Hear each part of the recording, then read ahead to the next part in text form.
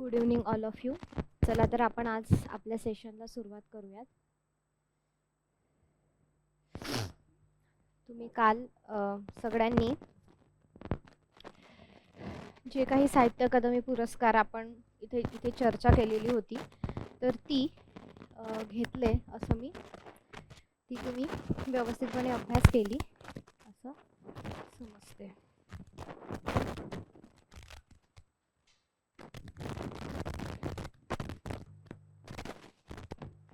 ठीक आहे. तर आज अतिशय महत्त्वाचा आपण घटक घेणार आहोत. त्या घटकाचं नाव आहे बखर. 10 नाही एक 8-9 मध्ये आहे साधारण. एक मिनिट मी तुम्हाला सांगते घटक कोणता. ज्यांना माहित असेल त्यांनी चॅट बॉक्समध्ये सांगायचं आहे. तर बघा, बखर हा जो काही प्रकार आहे 10 नाही सभासद बखर ही साहित्य कृती आहे, म्हणजे पुस्तकासारखं समजा. तर आपण बखर म्हणजे काय नेमकं आणि त्याची वेगवेगळी उदाहरणं जी काही आहे तर ती आपल्याला एक मिनिट.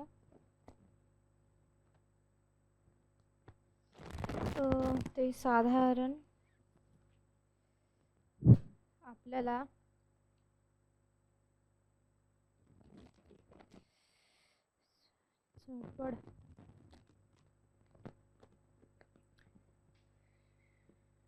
ओके. घटक 8 मध्ये आहे साहित्यशास्त्र आणि भक्ती संप्रदाय जे काही आहे तर ह्यामध्ये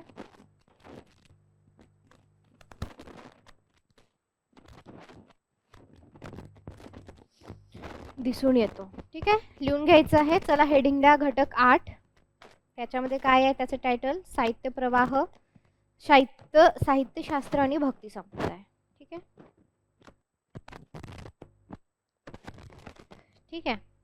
बखर जसं दरवर्षी पेपर परीक्षा सेट असो, नेट असो, पेट असो, तर ह्या सगळ्या परीक्षेला कमीत कमी 1 ते 2-3 प्रश्न हमखास येतात. तर ते म्हणजे बखरीवर जे काही आहे ती प्रश्न आपल्याला दिसून येतात बखरीवर आलेली. ठीक आहे.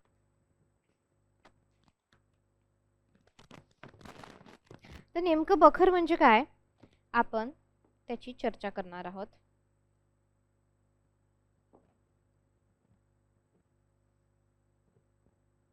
तर आपल्याला जी सभासदाची बखर आहे ती साहित्यकृती आहे, म्हणजे ते पुस्तकरूपी आपल्याला वाचायचं आहे. आणि बखर हा जो काही नेमका साहित्य प्रकार काय आहे किंवा बखर म्हणजे काय तर ते आपण आज पाहणार आहे. आणि मग जे काही वेगवेगळ्या बखरी होऊन गेले म्हणजे लिहिल्या गेल्या आहेत, जसं महकावितीची बखर असेल, त्याच्यामध्ये अजून सभासदाची पण बखर आहे, पानिपतची वगैरे. तर ह्या सगळ्या गोष्टी आपण त्याच्यामध्ये बघणार आहोत. तर यावेळेस परीक्षेला बखरीवर प्रश्न आले की बखरकार, बखरीनुसार त्याचा क्रम लावा. तर हे आपण त्याच्या कालानुक्रमानुसार जे काही आहे ते शिकणार आहोत त्याच्यामध्ये. ठीक आहे, कालानुक्रमानुसार. ठीक. आता बघा, सुरुवातीचं जे काही साहित्य आलं मराठी साहित्य तर त्याचं जे काही स्वरूप होतं ते त्याचं स्वरूप आपल्याला पद्यामध्ये दिसून येतं. म्हणजे एक प्रकारचं काव्य स्वरूपात जे काही आहे पद्यात पद्यामध्ये आपल्याला दिसून येतं. म्हणजे एक प्रकारचं जे काही काव्य स्वरूप आहे त्या काव्याच्या स्वरूपामध्ये आपल्याला दिसून येतं. त्याच्यामध्ये कसं आहे की जी काही एक पाठांतराची सुलभता होती आणि जे काही तत्कालीन जे काही पाठांतर करून घेणं होतं, म्हणजे जसं आपल्याला माहिती आहे की त्याच्यामध्ये श्लोक आहेत, त्याच्यामध्ये अभंग आहेत, त्याच्यामध्ये वेगवेगळ्या गोष्टी आहेत. तर हे जे काही पाठ करून घेण्याची पद्धती होती तर यामुळे काय झालं की पद्यमाध्यमाचं जो काही पद्य माध्यम होतं त्याचा स्वीकार जो काही आहे मोठ्या प्रमाणात झाला. याचं एक कारण असंही होतं की तेव्हा लिहिता येत म्हणजे तेव्हा लेखनशैली जास्त म्हणजे जरी असली तरी ती लोकांपर्यंत पोहोचली नव्हती, लोकांना लिहिता येत नव्हतं. म्हणजे आता जरी आपण लहान बाळाला एखादी कविता म्हणून दाखवली किंवा काहीतरी अंगाईगीत म्हणून दाखवलं त्याला लगेच पाठ होतं, त्याला काही ते लिहिण्याची गरज आहे का नाही. मग अगदी त्याचप्रमाणे तसंच उदाहरण घेऊन जे काही आहे आपण ह्या उदाहरणाकडे पाहिलं की ते पाठ करणं, श्लोक असतील, अभंग असतील, तर त्याच्यामुळं काय आहे की पद्य रूपात म्हणजे मौखिक, जसं आपण आधीच पाहिलं की मौखिक जे होतं पाठ करणं, ह्या सगळ्या गोष्टी त्याच्यामध्ये आलेल्या असेल. मग ग्रह ज्योतिष असेल किंवा फल ज्योतिष असेल, वैदक असेल, तर इत्यादी विषयावरील काही जी काही छोटी प्रकरणं असतील, त्यानंतर असे काही ग्रंथ असेल, तर ते गद्याची साक्षी देतात.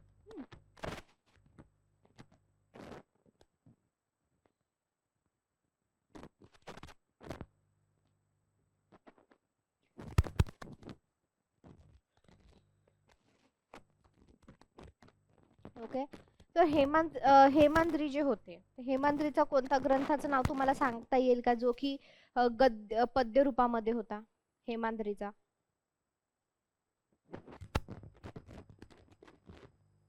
बघा, हेमांद्री जो होता त्याचा आपण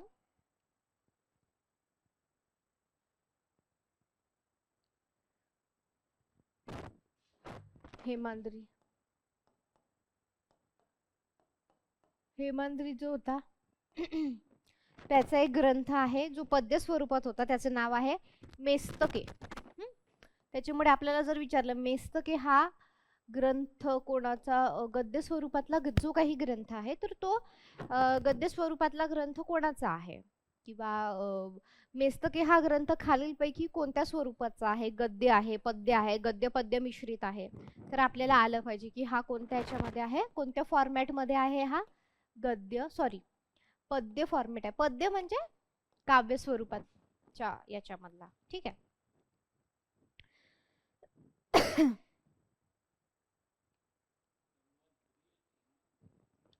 हेमांद्री सॉरी हा गद्याचा फॉर्मॅट येतो, म्हणजे त्या काळामध्ये काही काही गद्य, एक मिनिट, असं नाही की त्या काळामध्ये काही नव्हतं, असे काही एक हातावर मोजण्यासारखे जे ग्रंथ होते जे गद्य फॉर्मॅटमध्ये होते, त्याच्यामुळे हेमाद्री, द हेमाद्री. ठीक आहे. काय नाही, हेमांद्री नाही आहे, हेमाद्री. हेमाद्री जे काही आहे. ठीक आहे.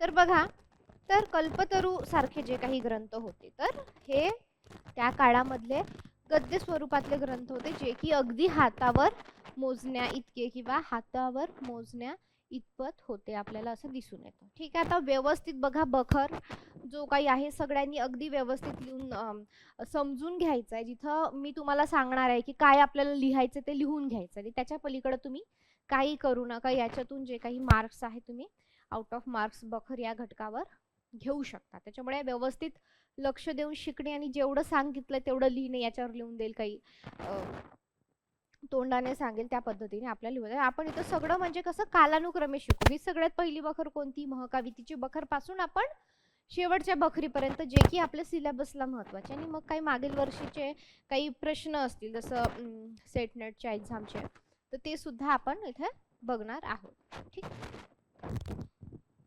ते सुद्धा आपण इथे बघणार आहोत. ठीक आहे. क्लिअर, इथपर्यंत क्लिअर झालं? ओके.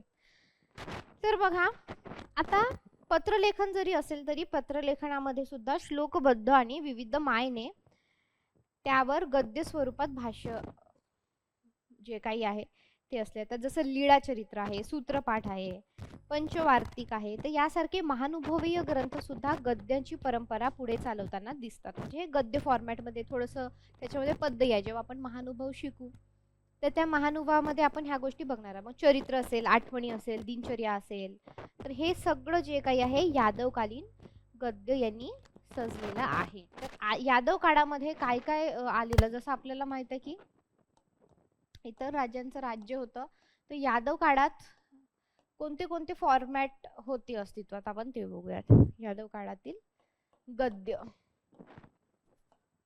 कोणते होते, यादव काळातील गद्य कोणते होते, लिहून घ्या. यादव काळातील गद्य, चरित्र, गद्य. खूप पद्य फॉर्मॅट होता, पण तिथं काही आपल्याला गद्य फॉर्मॅटही दिसून येतो. तर लिहा, चरित्र, चरित्र, आठवणी, चरित्र, आठवणी, दिनचर्या, चरित्र, आठवणी, दिनचर्या, तत्वचर्चा,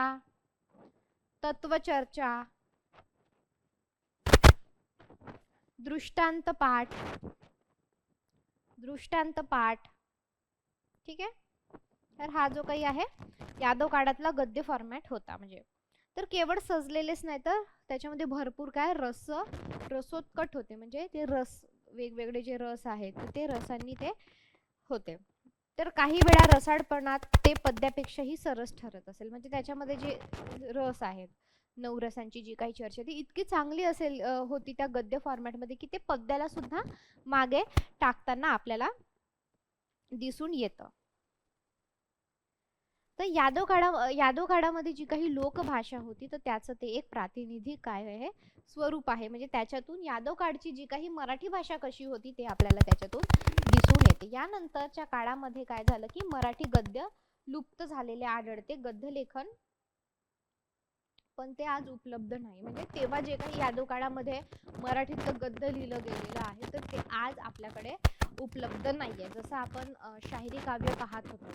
ठीक आहे. शाहिरी काव्यामध्ये आपण पाहिलं की काही जे ग्रंथ आहेत त्या काळामध्ये खूप सरस ठरलेले पण ते आज वर्तमानामध्ये आपल्याला उपलब्ध नाही आहेत. ठीक आहे. अगदी त्याप्रमाणे. तर ह्या नंतरच्या काळात मराठी नंतर मग ते लुप्त झाले. आणि फादर स्टीफननी काय लिहिलेलं आहे? फादर स्टीफन खूप महत्वाचे व्यक्ती आहे मराठीसाठी. काय लिहिलं फादर स्टीफननी? स्टीफन सांगा बरं, काही आठवतं का? कुठेतरी वाचलं असेल BA MA ला. फादर स्टीफन यांनी काय लिहिले? चला, फादर स्टीफन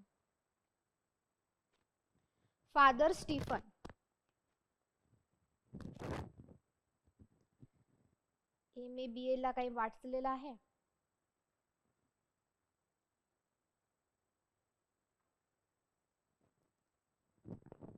फादर स्टीफन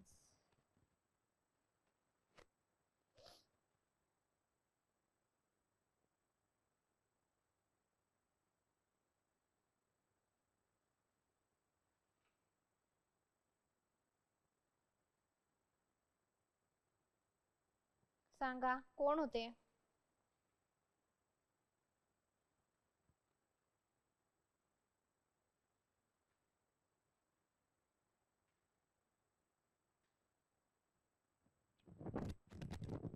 तर ख्रिस्ती असूनही त्यांनी मराठी साहित्यामध्ये योगदान दिलेलं आहे. आणि त्याचबरोबर काय आहे की ते कवी होते आणि त्याचबरोबर लेखक होते. तर जे काही ख्रिस्त पुराण आहे तर त्याची प्रस्तावना फादर स्टीफननी लिहिलेली आहे. ख्रिस्त पुराण बायबलचं जे काही मराठी वर्जन आहे, आधी इंग्लिशमध्ये होतं ना बायबल इतर भाषांमध्ये, तर ते मराठीत करण्याचं काम, म्हणजे मराठीत जे आलं त्याची जी काही प्रस्तावना आहे, प्रस्तावना म्हणजे सुरुवातीचं पेज की बाबा कसं लिहिलंय, काय लिहिलंय, काय आहे. आपण कोणते पुस्तक जेव्हा विकत घेतो तेव्हा तिथे एक प्रस्तावना म्हणून असं एक पान असतं. तर जे काही नामवंत लेखक असतात किंवा प्रसिद्धी पावलेले लेखक असतात तर त्यांनी ते पुस्तक वाचून त्यांना काय वाटतं त्याबद्दल त्यांनी चांगलं असं लिहिलेलं असतं. ठीक आहे. तर एक थोडंसं फादर स्टीफन बद्दल आपण बघूया. ठीक आहे. कारण फादर स्टीफन जे आहे ती महत्वाची व्यक्ती राहिलेली आहे आपल्याला. ठीक आहे. तर बघा आता ख्रिस्ती मराठी साहित्य, कारण आपल्याला ख्रिस्ती संमेलन, त्याच्यानंतर ख्रिस्ती साहित्य म्हणजे काय की आपल्या मराठीच्या दृष्टीने ख्रिस्ती साहित्य जे मराठीत लिहिलं गेलेलं आहे ते ख्रिस्ती साहित्य आपल्याला. ठीक आहे. आता हे जन्माने इंग्रज होते आणि त्यांचं शिक्षण जे काही आहे ते बाहेरच्याच देशामध्ये झालेलं होतं. तर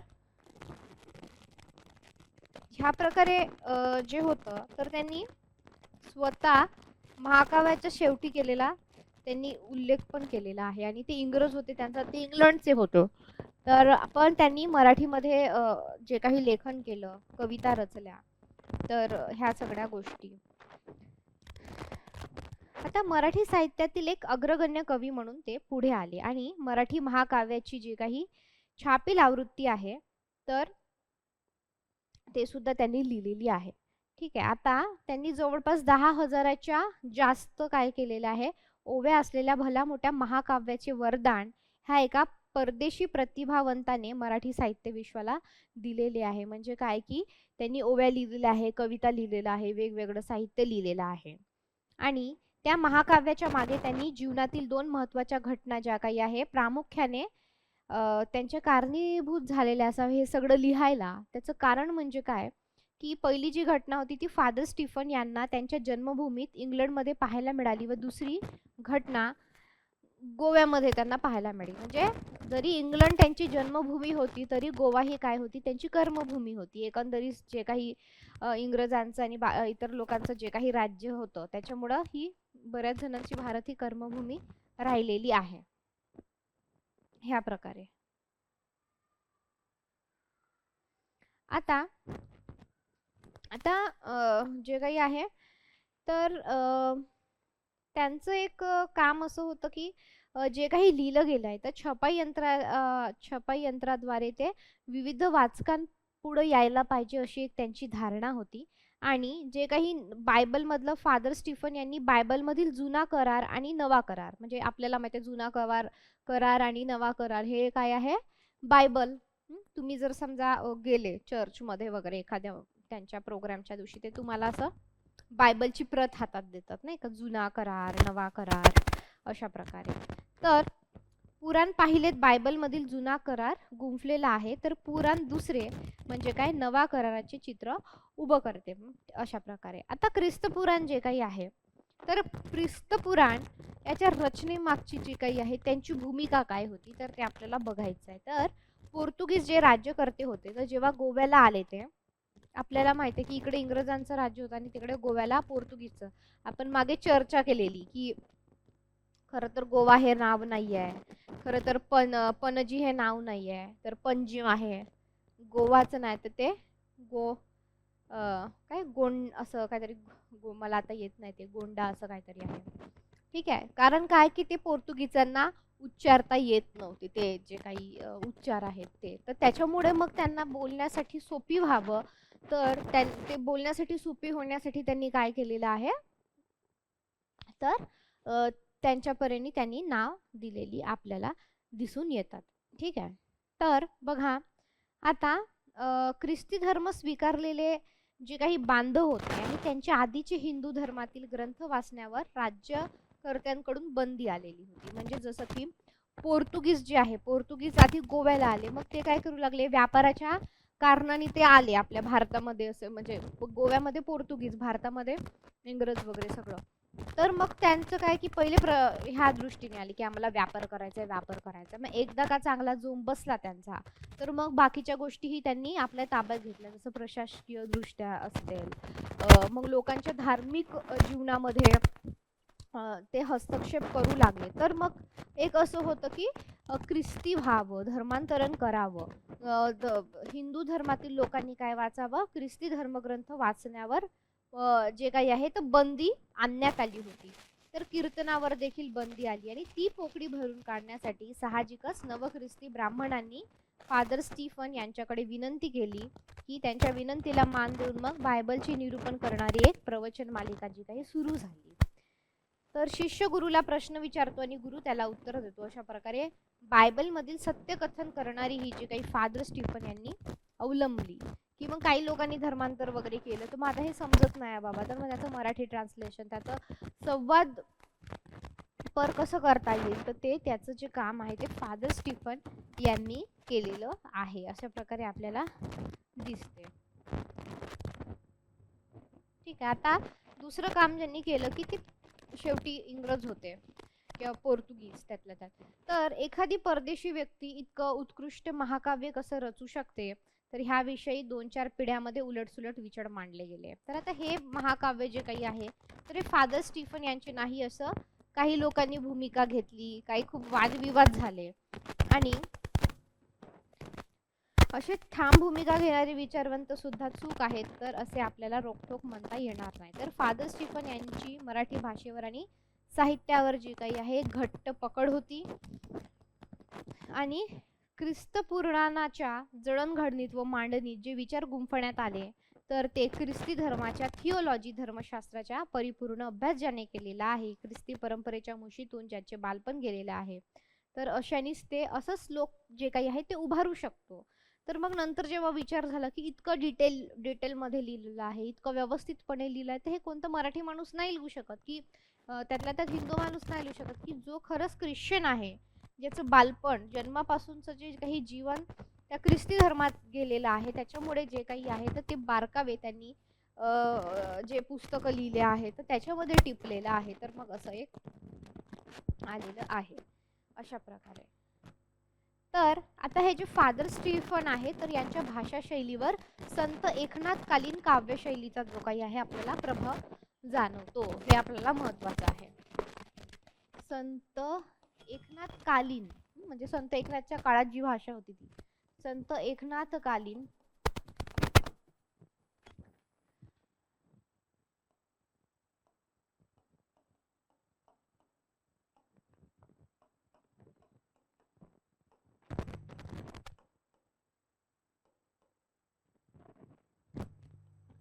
संत एकनाथकालीन भाषेचा प्रभाव आपल्याला जाणवतो. एकनाथाची नाही भाषा, एकनाथकालीन म्हणजे एकनाथ ज्या काळामध्ये होते ते लिहून घ्यायचं आहे.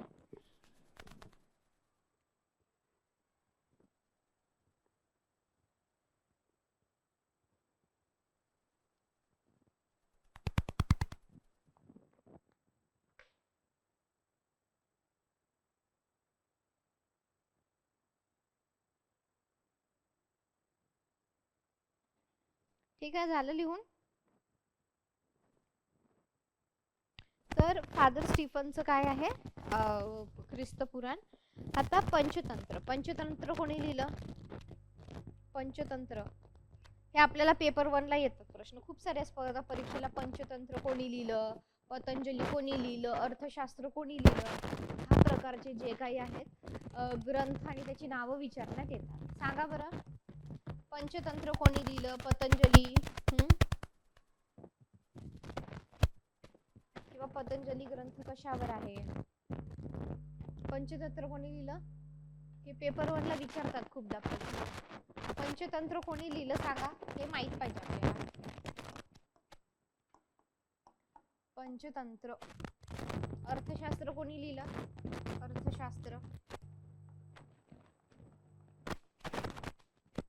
अर्थशास्त्र लिहिलं पाणिनी नावाचा जो काही व्याकरणकार होता, पाणिनीने पंचतंत्र लिहिलेलं आहे विष्णू शर्मा.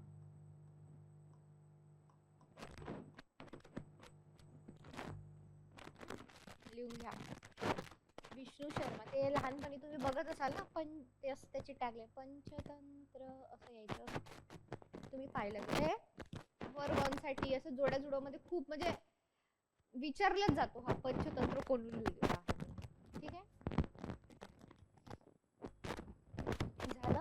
तर पंचतंत्रामधून आपल्याला बोध, परकथा हे बहामनी काळामध्ये दिसून येतं. आता एकनाथी प्रकरणावर फारसीचे जे काही आहे संस्कार आढळतात, तर ख्रिस्त पुराणाच्या प्रस्तावनेतून 16व्या शतकातील कोकणी बोलीची आपल्याला ओळख होते. हे वाक्य जे काही आहे ते आपल्याला महत्वाचं आहे. चला लिहा, एकनाथी प्रकरणांवर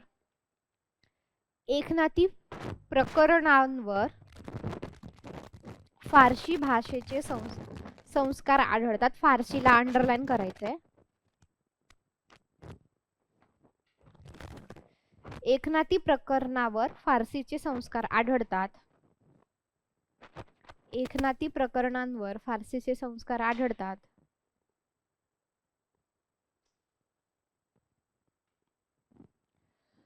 एकनाथी प्रकरणांवर फारसीचे संस्कार आढळतात. तर ख्रिस्त पुराणाच्या प्रस्तावनेतून ख्रिस्त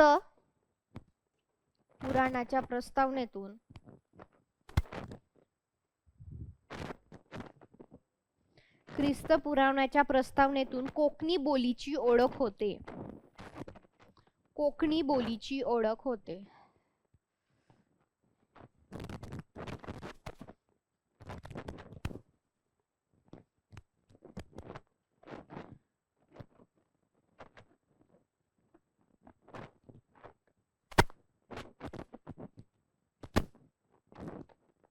ठीक आहे. तर बघा हे महत्वाचं आहे की एकनाथी प्रकरणावर खालीलपैकी कोणत्या भाषेचा प्रभाव आढळतो किंवा संस्कार जाणवतो. तर फारसी भाषा आपल्या डोक्यात पण येणार नाही. आपण कोणत्या भाषेचा विचार करणार? मराठी, कोकणी, काहीतरी वऱ्हाडी. तर हे महत्वाचं आहे. तर जे काही एकनाथी प्रकरण आहे त्याच्यावर फारसीचे संस्कार आढळतात.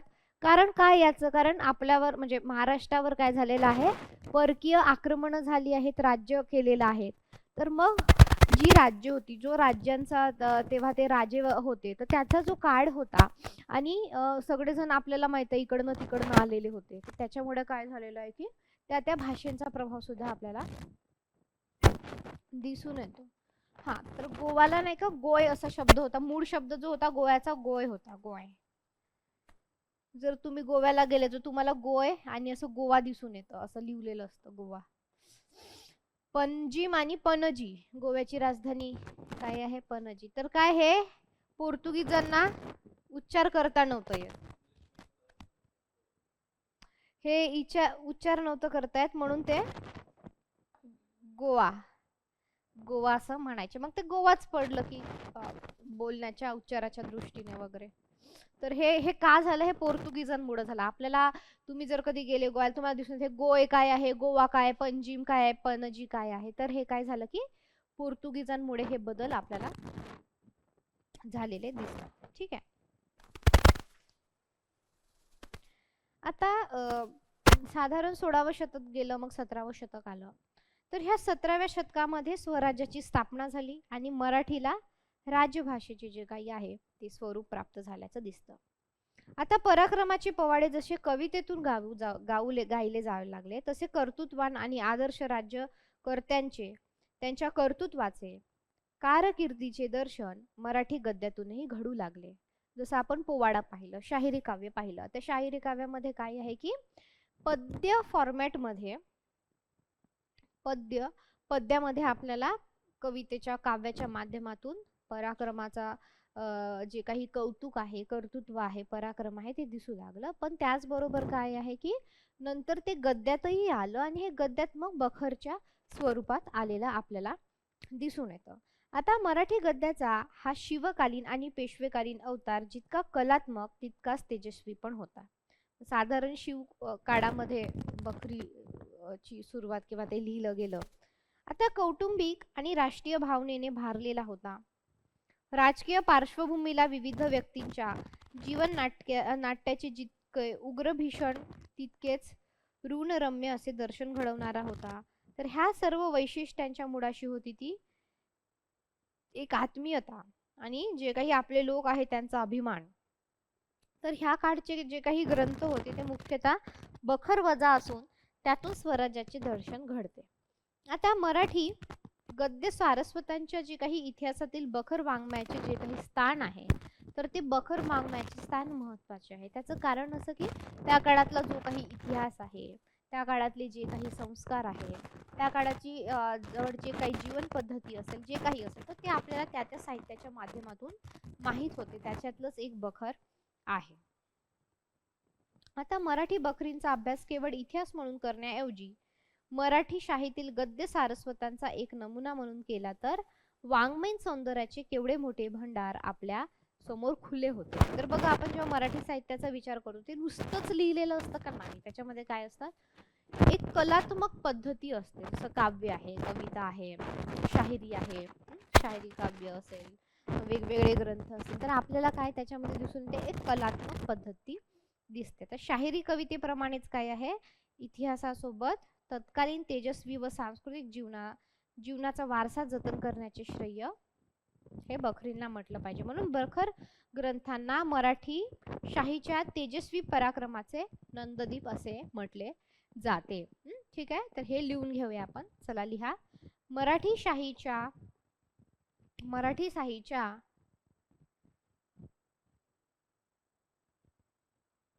तेजस्वी पराक्रमाचे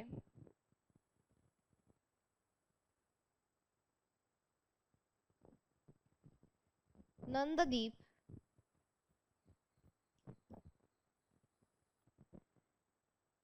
बखर ग्रंथांना म्हटले जाते.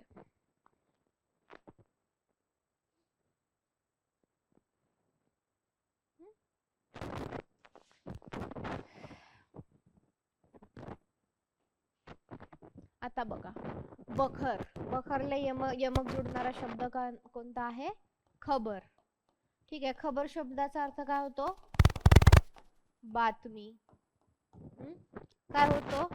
बातमी, वार्ता, समाचार, वार्ता, समाचार, वृत्त, तुम्ही काय पण म्हणू शकता. ठीक आहे, तर बघा खबर, तर हे बखरही एक आहे असाच प्रकार. तर लिहून घ्यायचं आहे. चला लिहा.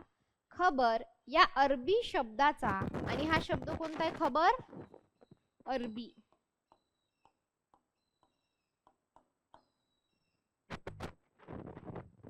लिहा.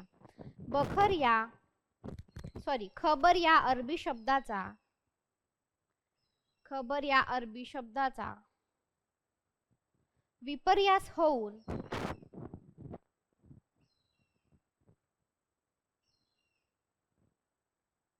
बखर शब्दाची निर्मिती झाली आहे. बखर शब्दाची निर्मिती झाली आहे.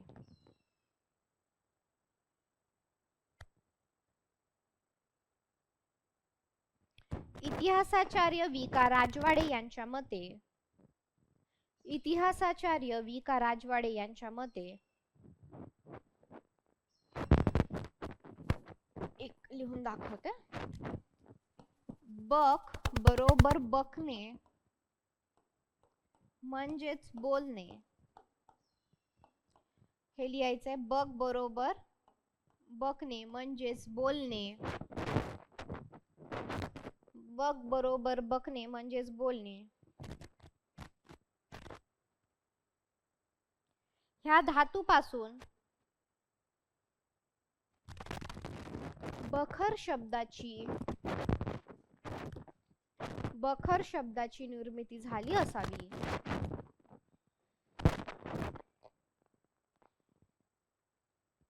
असे इतिहासाचार्य राजवाडे यांना वाटते.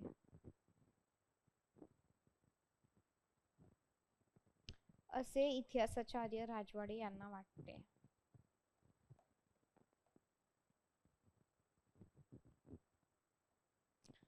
ठीक आहे, झालं लिहून?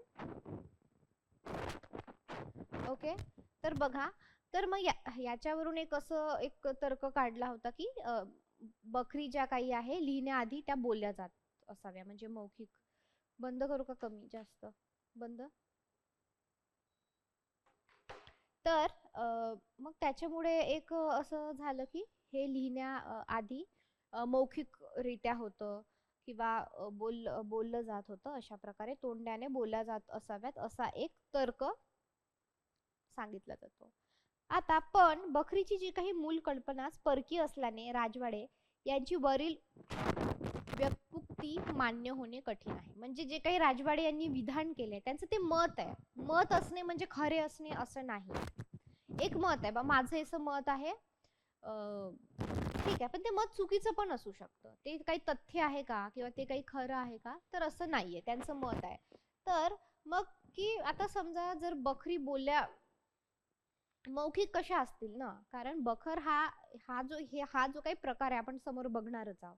तर बखर हा जो काही प्रकार आहे तर हा खबरीतून आलेला आहे, आणि आपण जेव्हा पाहू हे समोर कसं आलं, काय आलं, तर हे परकीय कडून आपण घेतलेलं आहे की त्यातल्या त्यात आपण अरब लोकांकडनं, इस्लाम मध्ये, मुसलमानांमध्ये ही जी काही गोष्ट होती की हकीकत सांगणे, मग हकीकत सांगणीला काय म्हणायचं? खबर. मग आपण सुद्धा, आपल्याला ती युजफुल वाटली आणि ते महत्वाची उपयुक्त वाटल्यामुळं काय केलं की आपण ते घेतली. तर मग आपण आपल्याला फार काही आठवत नाही का आपण असं त्यांचं ज्ञान मौखिकरित्या घेतलं, जसं की अभंग आहे, श्लोक आहेत, इत्यादी गोष्टी आहेत वेगवेगळ्या प्रकारच्या. तर ते कशा मौखिक होत्या, एका पिढीकडून दुसऱ्या पिढीकडे, आणि आजही आपण ते बघतो. पण परकीय जे काही लोक होते त्यांच्याकडून काही फारसं मौखिकरित्या आलेलं दिसत नाही. तर त्याच्यामुळं काय आहे की वि. का. राजवाडे यांचं जे मत आहे तर ते मान्य होणे कठीण आहे असं आहे. ठीक आहे, ते फक्त मत आहे, त्याच्यामुळे त्याला मत म्हणूनच हे करायचं. एखाद्याचं मत लिहून दिलं म्हणजे ते खरंच आहे असं नाही, ते त्यांचं मत आहे बाबा, ह्या अभ्यासकाला हे वाटते, त्याला ते वाटते, त्याला ते वाटते, अशा प्रकारे. ठीक आहे, बखर या शब्दाचा रूढ अर्थ राजकीय स्वरूपाचे ऐतिहासिक लेखन असा होतो. ठीक आहे, लिहून घ्या. बखर शब्दाचा रूढ अर्थ, बखर शब्दाचा रूढ, रूढ म्हणजे रूढ झालेला किंवा जो लोकांना माहित आहे, बखर शब्दाचा रूढ अर्थ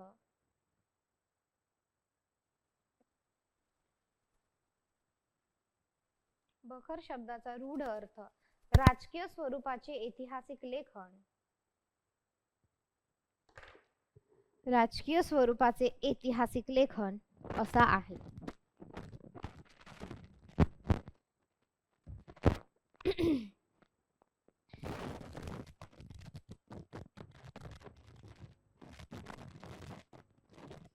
परत लिहायचंय. विका राजवाडे यांच्या मते, विका राजवाडे यांच्या मते मुसलमानांमध्ये तवारिखा लिहिण्याची पद्धत होती. तवारिखा, मुसलमानामध्ये तवारिखा लिहिण्याची पद्धत होती.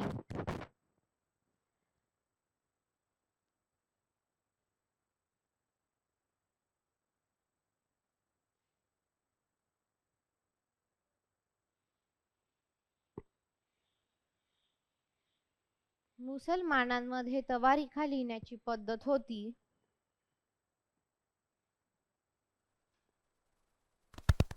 म्हणून मुसलमानांच्या सहवासाने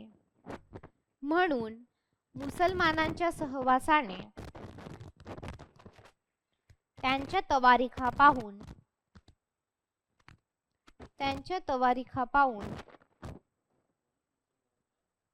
सहवासाने, कारण हे आधी युद्ध ह्या सगळ्या गोष्टी ज्या काही आहे आपण बघतो,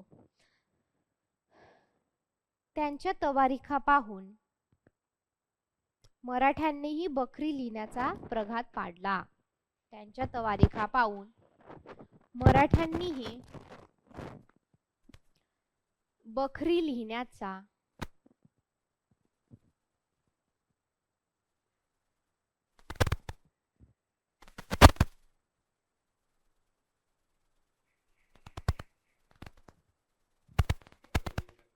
प्रघात पाडला. प्रघात पाडणे म्हणजे एक प्रकारची पद्धत पाडली किंवा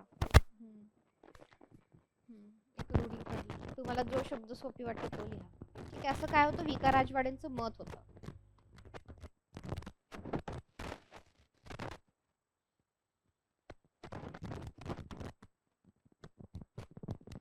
ठीक आहे,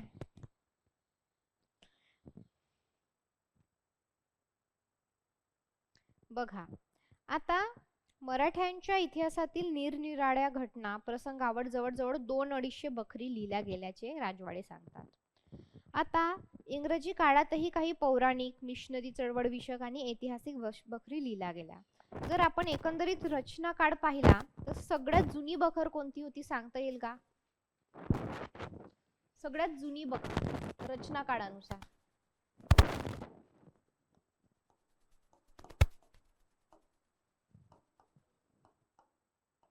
सर्वात जुनी बखर कोणती होती सांगता येईल का?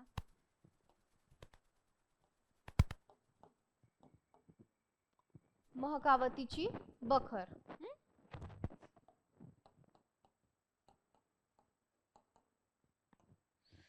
महकावतीची बखर लिहून घ्यायचंय. सर्वात जुनी बखर.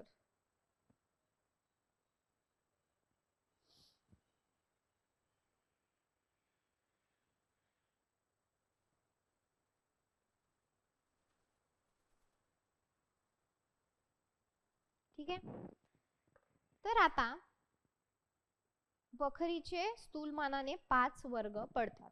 कोणते कोणते? समकालीन बखर आहे, म्हणजे थांबा लिहू नका आधी, एक जर आपण त्याचं वर्ग पाडले बखरीचे तर 5 वर्ग पडतात. कोणकोणते आपण ते आधी बघू नंतर लिहूयात. ठीक आहे, तर बघा, ऐतिहासिक बखर, त्याच्यानंतर आहे सभासद बखर. सभासद बखर म्हणजेच भाऊसाहेबांची बखर. त्याच्यानंतर उत्तरकालीन बखरी, त्याच्यानंतर सोहनी विरचित पेशव्यांची बखर, त्यानंतर मल्हार रामराव चिटणीस विरचित सप्त प्रकारात्मक चरित्र बखर. तर अशा प्रकारच्या बखरी आहेत. हे लिहून नका घेऊ, मी तुम्हाला जेव्हा लिहायला सांगेल तेव्हा मी सांगेल. तर बघा आता जसं की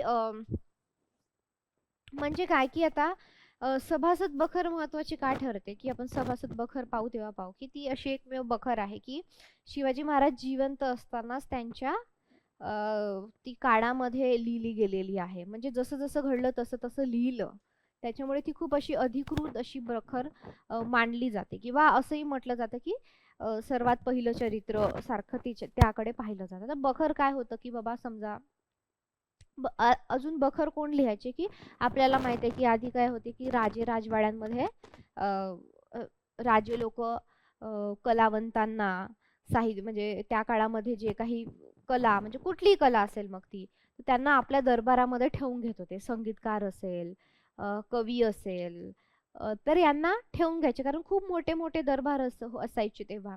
आणि अशा लोकांना आपल्या दरबारामध्ये राजश्रय देणं, ठेवून घेणं ही सुद्धा किती खूप मोठी गोष्ट आहे, मानाची गोष्ट आहे. समजा फॉर एक्झाम्पल एखादी अतिशय श्रीमंत व्यक्ती आहे, म्हणजे फक्त उदाहरण म्हणूनच घ्या, तर त्यांच्या घरी आपण बघतो काय असते, कुक असतात, ड्रायव्हर असतो,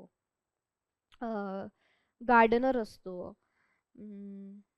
असे वेगवेगळे असतात लोक, म्हणजे हायर केलेले लोक.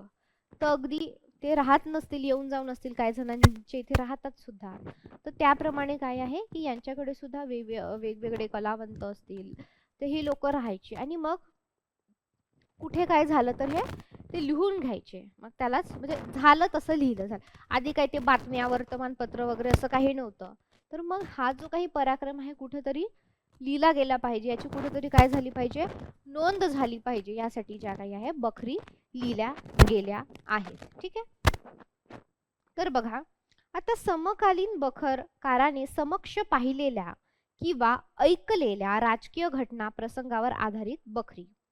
तर आता पहिल्या ज्या काही आहेत तर त्याच्यामध्ये आपण सभासद आणि हे बघा सभासद बखर आणि भावसाहेबाची बखर दोन्ही एकच, कन्फ्यूज व्हायचं नाही. आपण बऱ्याचदा काय होतो, कन्फ्यूज होतो. ठीक आहे.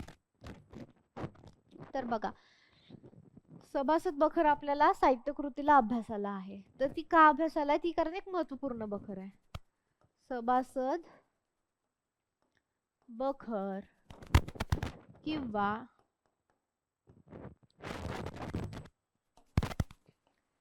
भाऊसाहेबांची बखर. ठीक आहे. तर ही बखर काय आहे, समकालीन. समकालीन म्हणजे काय, हे बघा आता हे सभासद बखर याला असं नाव काय आहे बघा. आधीचं काय म्हणजे आत्ताचं आपण जेव्हा आपण बघतो, जेव्हा आता पुस्तकं निघतात तेव्हा त्याचं एक शीर्षक असतं. शीर्षक असं असतं का त्या पुस्तकामध्ये जे काही आहे ते पाहून शीर्षक असतं ना. तर आधी बखरीमध्ये कशी सवय असायची किंवा बखरी कशा लिहिल्या जायची, की ज्याने ते लिहिलं आहे त्याचं नावाने ती ओळखली जायची. आता हे सभासद कोण आहे, यांचं पूर्ण नाव काय आहे, तर कृष्णाजी अनंत सभासद. म्हणून काय सभासदाची बखर म्हणून काय आहे, सभासदाची बखर किंवा भाऊसाहेब. कृष्णाजी सभासदांना भाऊसाहेब म्हणायचे. म्हणून काय, पण ही याचा विषय कोणता आहे, शिवाजी महाराज. कारण हे काय लिहिले, शिवाजी महाराजांवर लिहिलेली बखर. आपण ते नंतर लिहून घेऊ. तुम्हाला कळलं का याचं नाव, म्हणजे याला सभासद बखर का म्हणतात, कळालं. आधी काय होती पद्धत, की जो लिहिणारा होता त्याच्याच नावेने काय ती त्याचंच नाव, त्याचं शीर्षक दिल्या जायचं. आणि हे कोणी लिहिलंय, कृष्णाजी अनंत सभासद, ज्यांनी लिहिलं त्याचंच नाव आहे. म्हणून काय आहे, सभासद बखर आहे किंवा भाऊसाहेबांची. हे दोन्ही याच्यामध्ये कन्फ्यूज व्हायचं नाही. दोनों क्या है, एक ही है. ओके, दोनों क्या है, एक ही है. ठीक है, हम शक्ल भी नहीं, जुड़वा भी नहीं, एक ही है. इसका ध्यान में रखने का. ठीक है. तर आता ही समकालीन आहे. ही बखरीचं उद्दिष्ट काय आहे, की समकालीन आहे. समकालीन म्हणजे काय आपण बघणार आहोत. हे कोणी लिहिलं, कृष्णाजी अनंत समाज. हे बखर कशी आहे, समकालीन. आता समकालीन म्हणजे काय, शिवाजी महाराज आणि कृष्णाजी अनंत सभासद होते ते एकाच काळात. म्हणजे कृष्णाजी अनंत सभासदांनी प्रत्यक्ष शिवाजी महाराजांना पाहिले होते, त्यांचे पराक्रम पाहिले होते, ऐकले होते. तर हे काय झालं, समजा त्याच दोन्ही दोन्ही व्यक्ती जेव्हा एकाच काळातल्या असतील, जसं की तुम्ही आणि मी, आता समजा प्रगती आहे, दत्ता आहे, विशाल आहे, ठीक आहे, आपले तुम्ही आणि मी काय आहे, एकाच काळातल्या, म्हणजे आपण काय आहोत, समकालीन. समजलं? सम सम म्हणजे काय, सारखं, आणि काळ म्हणजे सारख्या काळातील. समजलं का तुम्हाला? तर हे काय आहे, समकालीन आहे. तर हे समकालीन, तुम्हाला कधी प्रश्न आला, काही आलं, तर खालीलपैकी समकालीन बखर कोणती? तर भाऊसाहेबांची बखर असेल तर भाऊसाहेब, सभासदची बखर असेल तर सभासद. आता समकालीन बखरीमध्ये काय की समक्ष पाहिलं, म्हणजे स्वतःहून पाहिलेलं किंवा ऐकलेलं.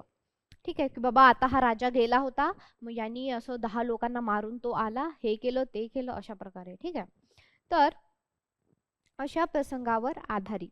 तर आता ह्या प्रकरणाच्या बखरीमध्ये समकालीन राजकारणाचा इतिहास असतो. ऐतिहासिक घटना डोळ्यापुढे घडल्याप्रमाणे बखरकार सारी माहिती सांगत असल्यामुळे ऐतिहासिक प्रमाणाच्या दृष्टीने ह्या बखरी बऱ्याचशा विश्वसनीय ठरतात. ह्या बखरीचं अजून काय आहे, समकालीन आहे, पण हे विश्वसनीय सुद्धा ठरतात. कारण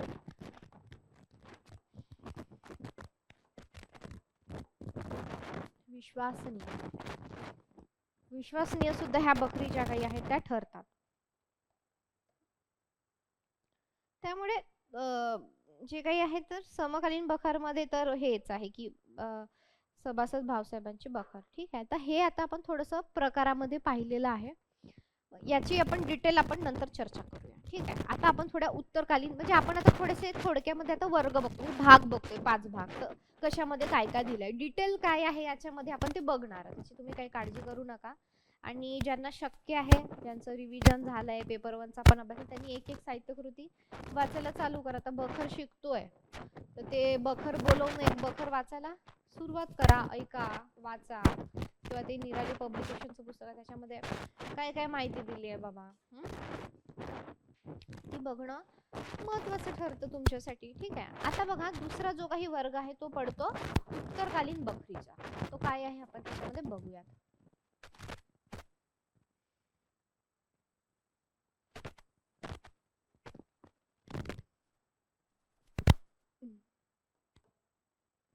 दुसरा जो काही वर्ग आहे तो पडतो उत्तरकालीन बखरी.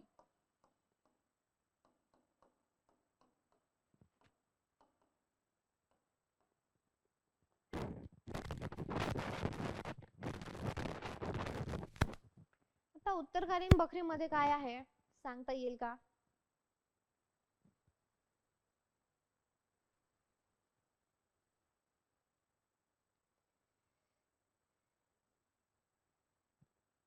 तर बघा, आता ह्या ज्या काही उत्तरकालीन बखरी आहेत, जसं आपण म्हणतो ना पूर्वार्ध, उत्तरार्ध, तशा पूर्वकालीन, उत्तरकालीन.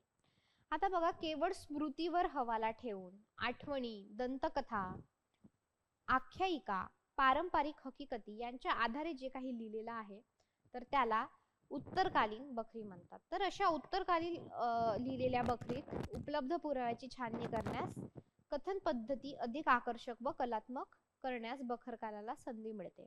पण उत्तरकाळी आणि तेही स्मृतीवर हवाला ठेवून ह्या बखरी लिहिल्या असल्यामुळे त्यात कालविपर्यास, व्यक्तिविपर्यास व स्थलविपर्यास होण्याची शक्यता असते.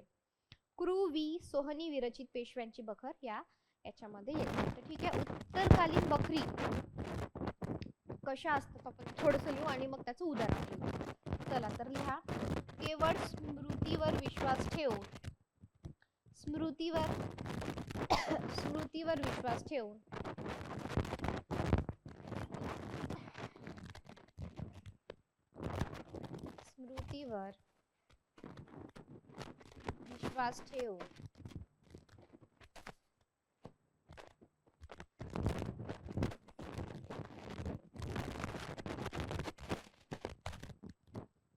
आठवणी, दंतकथा, आख्यायिका,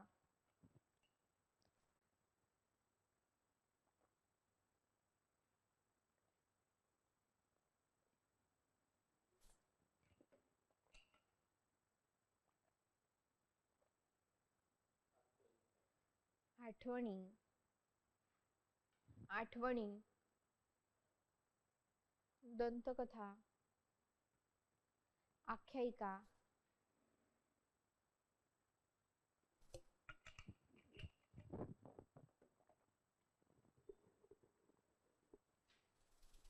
ठीक आहे, यांच्या आधारे लिहिलेल्या बखरी. ठीक आहे, गॉट इट.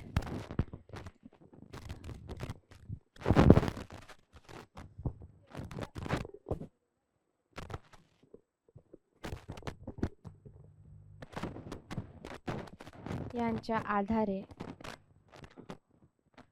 लिहिलेल्या बखरी. उदाहरण म्हणून घ्यायचं आहे. बघा इकडे बघा. कुरु वि सोहनी विरचित.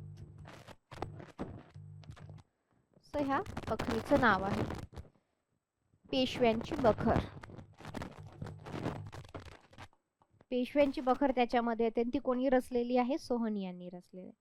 पेशव्यांची बखर किंवा पेशव्यांची बखर कोणी रचले तर सोहनी. सोहनी असं नाव लक्षात ठेवायचं.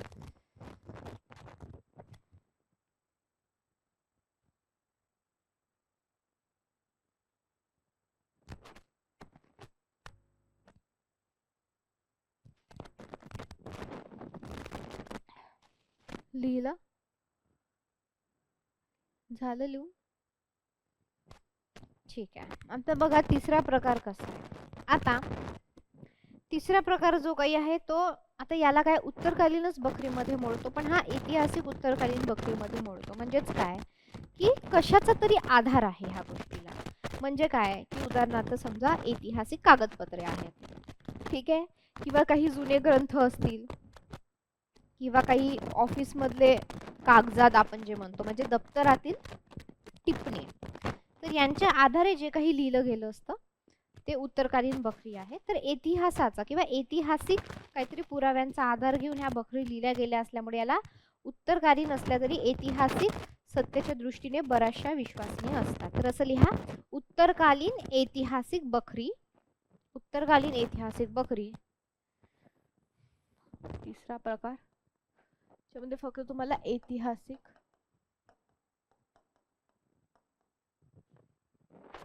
उत्तरकालीन ऐतिहासिक बखरी.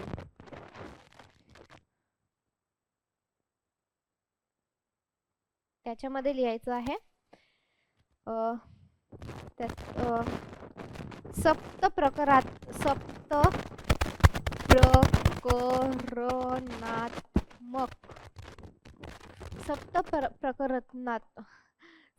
प्रकरणात्मक चरित्र कोणी लिहिलेलं आहे? मल्हार रामराव चिटणीस. मल्हार रामराव चिटणीस. मल्हार रामराव चिटणीस यांनी ते लिहिलेलं आहे. विशाल राठोड, रोज 1 तास झाल्यानंतर तुम्ही येता असं का बरं? चॅट बॉक्स मध्ये सांगा. तुम्हाला काही दिवसापासून मी बघतीये 1 तास झाला की त्याच्यानंतर तुमचं दर्शन होतं रोज. याचं कारण काय आहे? चॅट बॉक्स मध्ये सांगा बरं. म्हणजे शेवटी आल्यानंतर दिसतं असं आहे का तुमचा काही भ्रम? तर बघा, सप्त प्रकरणात्मक चरित्र मल्हार रामराव चिटणीस. ठीक आहे. आता आपण एक चौथा प्रकार बघू. तर बघा, तर प्रत्यक्ष बखर हे नाव न दिले तरी बखर सदृश्य ऐतिहासिक स्वरूपाचे लेखन. म्हणजे काय की प्रत्यक्षात बखर नाही आहे पण बखरी सारखंच काहीतरी ऐतिहासिक लेखन आहे. म्हणूनच काय की बखर सदृश्य ऐतिहासिक स्वरूपाचं लेखन हा बखरीचा चौथा प्रकार म्हणता येईल. तर जसं की वाका आहे, कैफियत आहे, हकीकत आहे, चरित्र असेल, आत्मचरित्र असेल इत्यादी. तर पहिल्या बखरीतील आखो देखी हकीकत यात असते. पटवर्धनी वाका, अंग्याची हकीकत, भाऊसाहेबांची कैफियत असं येतं याच्यामध्ये. ठीक आहे, चला लिहा. चौथं, बखर सदृश्य ऐतिहासिक लेखन. मॅम मी पार्ट टाइम जॉब करतो त्यामुळे मला 4ला ऑनलाईन येता येत नाही. मी रेकॉर्डिंग नंतर बघतो. ठीक आहे, ओके. प्रयत्न करा. तुम्ही जिथं जॉब करता तिथे टाइम ॲडजस्ट होत असेल का सांगा.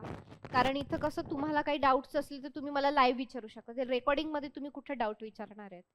ठीक आहे, ते कसं आहे तुमचा एक काय म्हणू शकतो आपण असं बॅक बॅक हे आहे असं काय म्हणू शकतो आपण त्याला एक ते गाडीमध्ये टायर असतो बघा एक एक्स्ट्राचा, त्याला काय म्हणतात, स्टेपनी सारखं.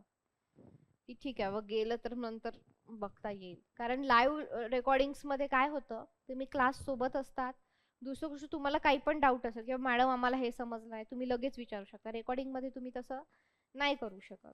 आणि तुमचं कसं क्लास सोबत मग तो अभ्यास होत राहतो. तर असे अनेक फायदे आणि आपण ते डिसिप्लिननी करतो. रेकॉर्डिंग बघायचं आहे म्हणजे मग ताट घेऊन बसलं, जेवणाचं नाश्त्याची प्लेट घेऊन बसली, चहा घेऊन बसले, मग थोडं झोपू दे, मग थोडं पॉज करू दे, मग चला आता मला एक रील 2-4 रील बघून घेऊ देत, मग कोणतरी आले अजून पॉज करा. तर हे असं होतं. तर आपल्याला माहिती आहे एकदा लाईव्ह चालू आहे म्हणजे मॅडम बोलतात आपल्याला करणे, कोणी येऊ जाव, भूक लागली मी नंतर खाण, अशा अनेक प्रकारच्या गोष्टी आहेत. तर तुमचा जर थोडा जॉबचा टायमिंग ॲडजस्ट होत असेल, 1 तास अगोदर करता येत असेल किंवा काय, तसं तुम्ही बोलून पॉसिबल झालं तर प्रयत्न करा येण्याचा. ठीक आहे. हां, तर प्रखर सदृश्य ऐतिहासिक स्वरूपाचे लेखन हा काय 4था प्रकार आहे. तर उदाहरण लिहून घ्या. म्हणजे काय आहे 4था प्रकार म्हणजे काय आहे, ते बखर नाही आहे पण बखरीसारखं म्हणजे ऐतिहासिक लेखन आहे पण त्याचं स्वरूप बखरीसारखं आहे. त्याच्यामुळे आपण त्याला काय म्हटलं आहे, बखर सदृश्य ऐतिहासिक लेखन. समजलं का? सांगितलेलं समजलं? म्हणजे काय, त्याला असं आपण प्रॉपर ते बखर नाही आहे पण ते ऐतिहासिक लेखन आहे, पण ते ऐतिहासिक लेखन बखरीप्रमाणे आहे म्हणून आपण त्याला काय म्हणतोय, बखर सदृश्य ऐतिहासिक लेखन असं त्याला आपण म्हणतो. ठीक आहे, लिहून घ्या.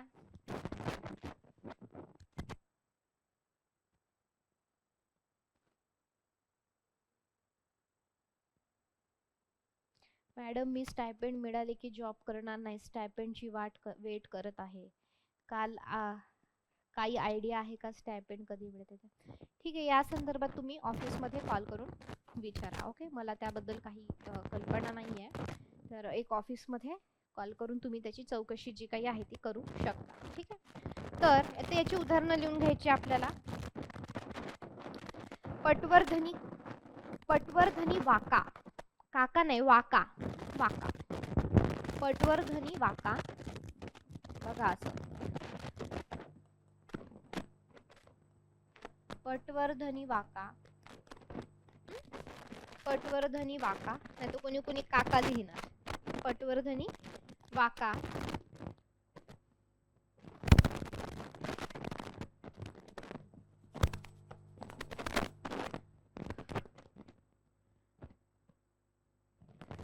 आंग्र्याची कैफियत. बघा कसं लिहिलेलं आहे, आंग्र्याची कैफियत. कैफियतचा अर्थ काय होतो की व्यथा मांडणे. ते आपल्याला स्टेट बोर्डला बघा बैलाची कैफियत, मग तो बैल एक होती, एक बैलाची कैफियत जे स्टेट बोर्डला शिकले आहे त्यांना माहीत असेल, जे माझ्या समकालीन नाही म्हणता ना, ते त्या सिलेबसच्या याला होते. तर ते बैलाची कैफियत असते की तो बैल त्याची एक कैफियत मांडतो. कैफियत मांडणे म्हणजे काय, किंवा कैफियत त्याचा अर्थच काय होतो की आपलं दुःख मांडणे, आपलं व्यथा मांडणे. तर तो जो बैल असतो त्याच्यामध्ये आपली कैफियत काय मांडतो की बाबा जोपर्यंत मी तरुण आहे तोपर्यंत माझा म्हणजे शेतीमध्ये वापर असेल, मला पोळ्याला सजवलं गेलं आहे, माझा बैल म्हणून चांगलं माझा गौरव केलेला आहे. पण एकदा का मी म्हातारा झालो, माझ्याच्यानी कष्ट करणे नाही झाले, तर तुम्ही माझ्याकडे ढुंगूनही पाहत नाही, मला पोळ्याला सुद्धा तुम्ही विचारत नाही, मला शेतात नेत नाही, माझं कौतुक करत नाही, मला कुरवळत नाही, असं म्हणून तो काय करतो, बैल त्याची कैफियत मांडतो. तर एक मला आठवत नाही कोणत्या वर्गाला होती, पण एक वर्गामध्ये ते स्टेट बोर्डच्या मराठीच्या पुस्तकाला ती एक बैलाची कैफियत म्हणून होती. तुम्हाला आठवत असेल तुम्ही मला चॅट बॉक्स मध्ये सांगू शकता. ठीक आहे, ओके. नंतर लिहा भाऊसाहेबांची कैफियत. भाऊसाहेबांची कैफियत. हम्म.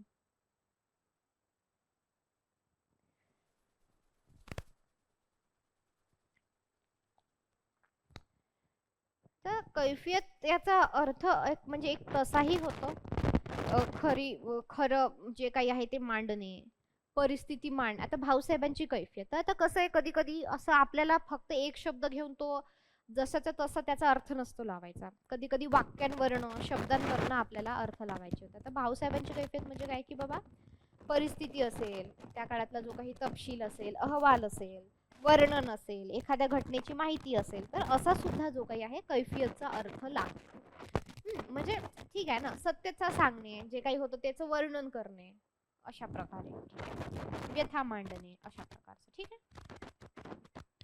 आता पाचवा जो काही प्रकार आहे तो कसा पडतो, जो की ऐतिहासिकही नाही आणि जो काही राजकीय नाही. म्हणजे आपण बखरीला काय म्हटलेलं होतं की राजकीय स्वरूपाचे ऐतिहासिक लेखन, आपण असं म्हटलेलं होतं.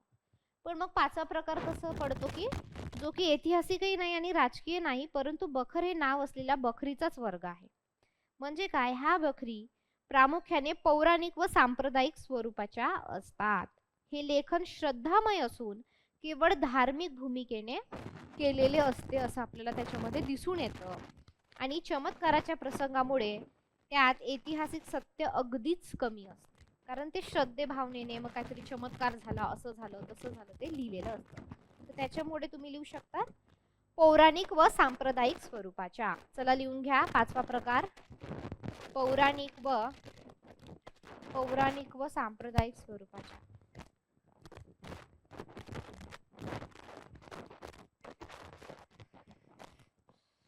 पौराणिक व सांप्रदायिक स्वरूपाच्या असतात. तर ह्याच्यामध्ये काय की श्रद्धेचा जो काही भाग आहे, श्रद्धेने लिहिलेलं असतं. मग चमत्कारांचं वगैरे वर्णन, ह्या सगळ्या गोष्टी त्याच्यामध्ये केलेल्या आपल्याला दिसून येतात. त्याच्यामुळं काय, त्याच्यामध्ये तथ्य नसतं फार. ठीक आहे.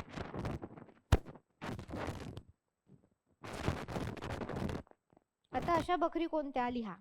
उदाहरण, समर्थांची बखर, समर्थांची बखर,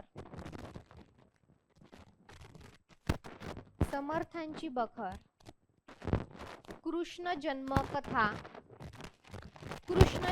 कथा बखर, बकासुराची बखर.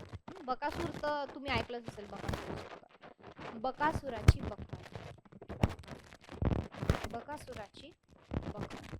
ठीक आहे. तर बघा, हे पाच आपण आता बघा, जसं तुम्हाला म्हटलं की बखर जो काही हा प्रकार आहे आपण तो डिटेल मध्ये शिकणार आहोत. ठीक आहे.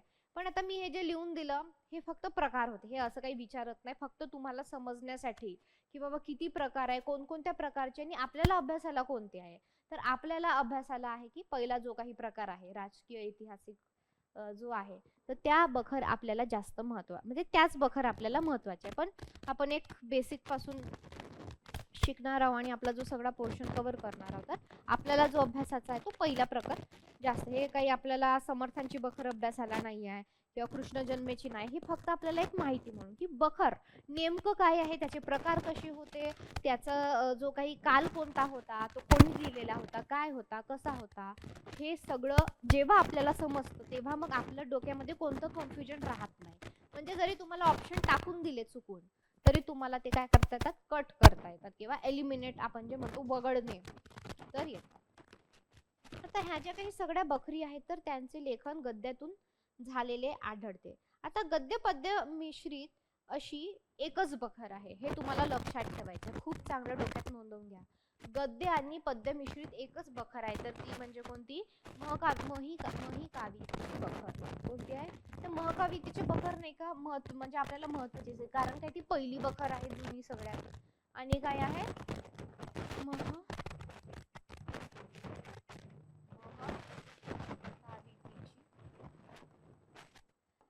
ही एकमेवच अशी बखर आहे की जी गद्य अधिक पद्य मध्ये आहे, गद्य पद्य मध्ये आहे आणि ही सगळ्यात जुनी आहे. त्याच्यामुळे हे तुम्ही लक्षातच ठेवा. प्रश्न असा आला की खालील पैकी म्हणजे सगळ्यात जुनी बखर कोणती, तर ही. त्याच्यानंतर गद्य पद्य मिश्रित असणारी बखर कोणती, तर महकावी. हे तुम्हाला माहीतच पाहिजे प्रश्न आला. ठीक आहे. आता आपण जे काही बखरी शिकणार आहोत तर ते कालाक्रमानुसार शिकणार, म्हणजे आधी कोणती आली नंतर कोणती आली, म्हणजे आणि तसंच लिहून घ्यायचंय ऑर्डर नुसार. तुम्हाला समजा असा प्रश्न आलाय की खालील दिलेल्या बखरींचा योग्य क्रम लावा, किंवा खालील दिलेल्या बखरीचा योग्य क्रम निवडा. कालानुक्रमे बखरींचा योग्य क्रम लावून तो लिहा, निवडा. म्हणून हे असं आपण टप्प्याटप्प्यावाईज शिकून, जसं आपण हे शिकलो, काय त्याचं नाव, शायरी काव्य, शायरी वाङ्मय आपण जेव्हा बघितलं, तर आपण काय केलं, हे अशा प्रकारच्या असं केलं. म्हणजे एक आता तुम्ही आयोगाचा खूप कल वाढलेला आहे कालानुक्रमामध्ये, तर थोडंसं आपल्याला जेव्हा वाचतो कोणत्या गोष्टीला कालानुक्रम कुठं नाही, फक्त गद्य फॉर्मॅट मध्ये आहे सगळंच. बाकी सगळ्या ज्या काही बखरी आहेत तर त्या बखरी आपल्याला याच्यामध्ये दिसून येतात. गद्यमध्ये नाही, फक्त महकाव्यतीची गद्यपद्य मिश्रित आहे. ठीक आहे. तर कार्यकाळी आपण नंतर लिहून घेणार आहोत. आता महकाव्यतीची जी बखर आहे ना, तिचं नाव माहीम पण म्हटलं जातं, तिला माहीमची बखर पण म्हटलं जातं, म्हणून कन्फ्यूज व्हायचं नाही. महकाव्यतीची बखर म्हणजेच काय, माहीमची बखर. ठीक आहे, तुम्हाला लक्षात राहिलं पाहिजे.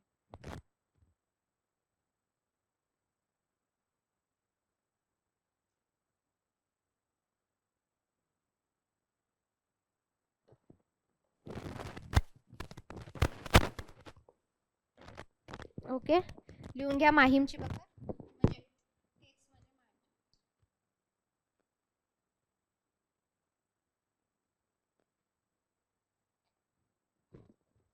ठीक आहे, लिहिलं. आता बघा, बखरी विषयी आपण थोडंसं अजून जाणून घेऊयात. कुठलाच प्रश्न हातातून जायला नको. हे आपल्या हातातले मार्क्स आहेत. 2 विचारले तर 4 मार्क, 3 विचारले तर 6 मार्क, म्हणजे पूर्ण मार्क देणार आहेत. कारण हे इतिहास आहे, जसंच्या तसं पाठ करायचं, लक्षात ठेवायचं किंवा लक्षात ठेवायचं. ठीक आहे. ठीक आहे. आता जे बखरकार होते ते कोण होते, तर हे बखरकार जे होते तर हे सरकार दरबाराचे आश्रित किंवा कारकुनी पेशातले लोक होते. आणि हे कारकुनी पेशांमध्ये असल्यामुळे काय झालं, यांच्यावर बखर लेखनाची जबाबदारी येऊन पडली. आता जर आपण जे काही वाङ्मय प्रकार बघितले इतर, तर ह्या सगळ्या वाङ्मय प्रकारापेक्षा बखरीचं जे काही स्वरूप आहे ते वेगळं आहे. काय, बखरीवर 2 प्रश्न असतात मॅम? हो, बरोबर आहे. 2 येतात, 3 येतात, म्हणजे असतात, कमीत कमी 2 तर असतात. आताची झालेली सेट आहे त्याच्यावर होतं, पेट एक्झामला पण आलेले प्रश्न नीट करून ठेवायचे. तर 10 घटक असले, त्याच्यामध्ये खूप सारे उपघटक आहेत, ते प्रत्येक याच्यावर 1 1 2 2 2 2 मिळून असे तुमचे 100 प्रश्न तयार होतात. ठीक आहे, तर समजलं तुम्हाला बखरकार कोण होते? तर जे दरबार होता राजांचा दरबार, सरकारचा दरबार त्या याच्यातल्या काळातला, तर त्या दरबारातले ते आश्रित होते, त्याचबरोबर कारकुनी पेशातले सुद्धा होते, म्हणजे त्यांना लिहिता येत होतं. ठीक आहे. तर आता हे जे सर्व वाङ्मय प्रकार आहे याच्यापेक्षा हा वेगळा वाङ्मय प्रकार आहे. कसा, तर बखरीचा प्रारंभ जो असतो तो कसा असतो, पुराण पद्धतीचा असतो, आणि शेवट असतो तो फलश्रुतीमय असतो. म्हणजेच काय की पुराण पद्धती, पुराणाची जशी सुरुवात केली जाते तशा प्रकारे, शेवट काय फलश्रुती, म्हणजे काहीतरी एक तात्पर्य काढल्यासारखं त्याचं हे असतं. सृष्टीची उत्पत्ती, राजाची वंशावळी इत्यादी गोष्टी बखरीच्या प्रारंभी देऊन नंतर वृत्तकथन केली जाते. किंवा एक कसं पुराणात केलं की बाबा, आता समजा मला उदाहरणार्थ शिवाजी महाराजांविषयी समजा असेल लिहिलेली बखर, तर त्याच्यामध्ये काही वंशावळ टाकतात आधी, शहाजी राजे, ठीक आहे, एक्सेट्रा एक्सेट्रा, त्यांची वंशावळ असं देऊन. किंवा मग काय करतात, किंवा सृष्टीची निर्मिती कशी झाली, आता तर सायन्स खूप हे झालेलं आहे, तर मग काहीतरी जे पुराणामध्ये आहे वगैरे असं लिहून केलं जातं. ठीक आहे. नंतर काय होतं की नंतर मग बखरीचा लिहिल्या जातं. नंतर मग बखरीचा प्रारंभ देऊन तो वृत्तकथन जे काही आहे तो करत असतो. आता सप्त प्रकरणात्मक चरित्रात पहिल्या प्रकरणात पूर्वज वर्णन स्वरूपाचे आहे. जसं आपण सप्त प्रकरणात्मक लिहून घेतलं उदाहरण, तर त्याच्यामध्ये काय की पूर्वज होते, त्याच्या पूर्वज त्यांचं वर्णन तर ह्या स्वरूपातलं ते आहे. तर ह्याच चरित्राच्या शेवटी मल्हार रामराव चिटणीस हे कथा श्रवण मनन पठण असा विघ्ने दूर होऊन पुण्य व यश प्राप्त होईल असा सर्व गुण संपत्ता प्राप्त होऊन सकल ऐश्वर्य लक्ष्मी तत्काळ प्राप्त होईल अशी फलश्रुती सांगतात. म्हणजे फलश्रुती सांगणं म्हणजे आशीर्वादासारखं काहीतरी, कोणाच्या रूपाने ते तात्पर्यासारखं असतं, कोणाच्या रूपाने ते एक आशीर्वादासारखं असतं. अशा प्रकारे पुराण ग्रंथाचे वाचन, धार्मिकता, श्रद्धात्मकता याचा पगडा आणि बालबोध वळण ह्या बखरीकारावरील संस्कारातून बखरीचे हे वैशिष्ट्यपूर्ण स्वरूप जे काही आहे ते जन्माला आलेले आहे असं आपल्याला दिसते. ठीक आहे. तर बघा थोडस स्ट्रक्चर समजून घेऊ. बखर सुरुवात, प्रारंभ कसा असतो? प्रारंभ एक तर असं सांगितलं जातं की सृष्टीची उत्पत्ती कशी झाली त्याच्याविषयी थोडं लिहिलेलं असतं आणि वंशावळ सांगितली असते. ठीक आहे. किंवा पुराणातलं काहीतरी सांगितलं असतं. शेवट कसा असतो? मग मध्ये काय असतो का प्रॉपर मग मधात वृत्तांत असतो. हा वृत्तांत जे काही घडलं आहे ते. आणि शेवट कसा असतो? फलश्रुती. हे एका तात्पर्यासारखं किंवा आशीर्वादासारखं किंवा सगळ्यांचं भलं हो, सगळ्यांचं संबंध हो असं आशीर्वाद कसे देतात पंडित लोक घरी येऊन, त्या पद्धतीने.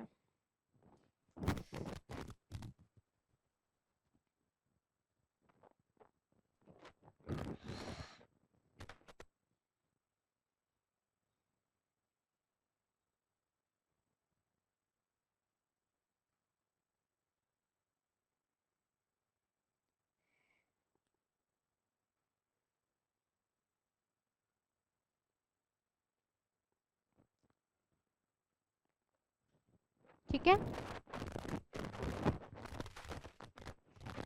प्रारंभ बखरीचा, मग वृत्तांत लेखन आणि शेवट अशा प्रकारे होता. तर बघा आता श्री शेनोलीकर काय म्हणतात आपण ते बघूयात नंतर. हा शेनोलीकर पण ऑप्शन मध्ये प्रश्नात असते, तर फक्त आता ऐकून घ्यायचं, लिहू नका. मी जेव्हा लिहा म्हटलं तेव्हा लिहायचंय की आपण उद्या पण लिहून घेऊ. हे बघा आता बखरीकार काही असं काम नव्हतं, म्हणजे काम म्हणजे असं काही प्रॉपर असं हे नव्हतं, जसं की काय म्हणू शकतो आपण, किंवा असं खूप आवडीने जसं कवी किंवा लेखक त्याला आवडेल, त्याला वाटेल, त्याच्या जाणीवेने लिहितो. तसं काय बखरकाराला स्वतः नाही वाटलं का मी इतिहास लेखन करावं, ते सगळं ऐतिहासिक राजकीय लेखन करावं असं नव्हतं वाटलं. तर काय आहे, शेनोलीकर काय म्हणतात की बखरकार हे खूप महत्वाचं वाक्य आहे. बघा आपण नंतर लिहून घेऊ, फक्त आधी समजून घ्या. ते काय म्हणतात की बखरकार हे काही त्या त्या राज्याचे अधिकृत इतिहासकार वा वृत्तांत लेखक नव्हते. ते इतिहासकारही नव्हते, ते वृत्तांत लेखनकार म्हणजे बातमीदार किंवा हे असं काही नव्हते, अधिकृत म्हणजे ऑफिशियल असं नव्हते ते. आणि ते स्वयंप्रेरणेने संशोधित इतिवृत्ते लिहून ठेवणारे राजकारणाचे अभ्यासकही नव्हते. म्हणजे त्यांना वाटलं, खूप आवड निर्माण झाली लिहायची म्हणून लिहिलं असंही नव्हतं. किंवा म्हणजे आणि असे अभ्यासकही नव्हते की आता आजकाल कसं मंत्री लोक आहेत, राष्ट्रपती, वेगवेगळे अधिकारी, त्यांचे एक अभ्यासक असतात, त्यांच्या काही समिती असतात, ते अभ्यास करतात, मग सादर करतात सगळं. तर असंही काही नव्हतं ते. तर काय, कारकुनी पेशाच्या या मंडळींनी आपल्या मालकाच्या आज्ञेवरून तत्कालिक स्वरूपाच्या काही व्यावहारिक कारणांसाठी ते वृत्तांत स्मरणशक्तीवर व सांगोवांगी गोष्टीवर भिस्त ठेवून लिहून काढले. जसं काही पोवाड्यांमध्ये तसं केलेलं आपण पाहिलं. पोवाडे पण काही असं लिहिलेले नव्हते. नंतर आपण पाहिलं होतं की काय गिफ्ट्स मिळायचे, बक्षीस, पैसे, घोडे, त्याच्यासाठी जास्तीत जास्त लोकांनी पोवाडे लिहिले. तसंच बखरीकारांचं पण काय आहे की आता मालकाची आज्ञा आहे, सरकारची किंवा त्या राजाची आज्ञा आहे, त्याच्यामुळं काय आहे की व्यावहारिक कारणासाठी, व्यावहारिक म्हणजे कारण पैसे असतील, गिफ्ट्स असतील, धान्य असेल, त्या काळात जे काही असेल, तर त्याच्यासाठी हा बखरी लिहिला गेलेला आहे. ते बखरीची निर्मिती कशी झाली तर ते काही असं खूप, जसं आता कवितेची किंवा एखाद्या कादंबरीची कथेची निर्मिती होते का म्हणजे पहिलं तर काय बाबा त्या लेखकाला आवड आहे, आवड म्हणण्यापेक्षा त्याला ती जाणीव आहे, ती संवेदनशीलता आहे, त्याच्याबद्दल भावना आहे, त्याला वाटतं लिहावंसं, वाटणे इच्छा आहे. तसं बखरकरांना होतं का नाही, हे तू आता असं झालेलं आहे का, लिहून काढ. मग घोडे असतील, पैसे असतील, धान्य असेल, जे काही असेल ते. तर अशा प्रकारच्या त्या गोष्टी होत्या. ठीक आहे. आता बखरीचे लेखन पोष्य पोषक भावाने झाले आहे, असं जे काही आहे ते. ठीक आहे.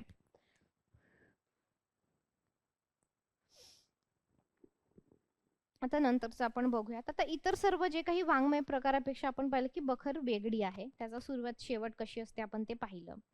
तर आता जे काही मल्हार रामराव चिटणीस होते, तर हे कथा, श्रवण, मनन, पठण असता सर्व विघ्ने दूर होऊन पुण्य व यश प्राप्त होईल आणि सर्व गुण संपत्ता लावून जे काही सकल ऐश्वर्य लक्ष्मी तत्काळ प्राप्त होईल अशी फलश्रुती त्यांच्या बखरीमध्ये सांगतात. फलश्रुती म्हणजे एक प्रकारचा आशीर्वाद. पंडित पूजा करायला सगळ्यांचं चांगलं होणार, सगळ्यांचं भलं होणार, तुम्ही धन प्राप्त होगा, लक्ष्मी प्राप्त होगी, अशा प्रकारे जसं सांगतात ना, तशा प्रकारे पुराण ग्रंथाचे वाचन, धार्मिकता, श्रद्धात्मकता यांचा पगडा जो काही आहे, तर हा बालबोध वडन ह्या बखरीकारातील संस्कारातून बखरीचे वैशिष्ट्यपूर्ण जे काही स्वरूप आहे ते जन्माला आलेलं आहे. ठीक आहे. आता आपण हश्री शेनोलीकर काय म्हणतात ते लिहून घेऊया. ठीक, समजलं? बखरचं समजतंय का, त्याचं स्ट्रक्चर वगैरे.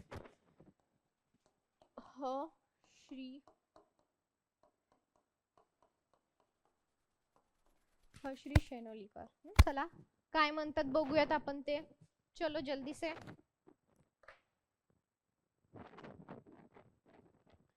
हश्री शेनोलीकर, चलो जल्दी से डालो.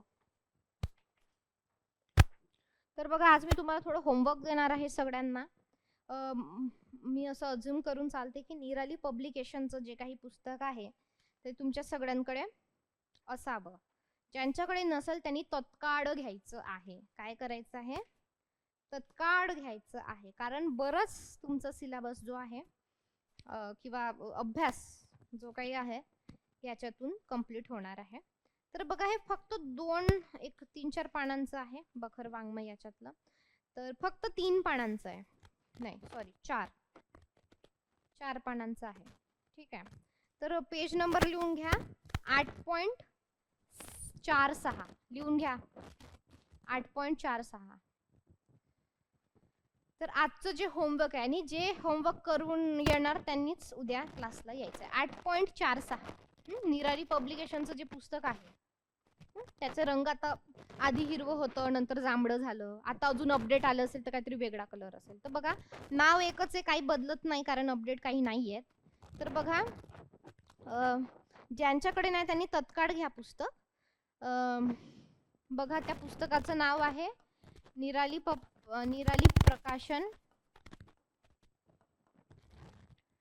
सेटनेट मराठी.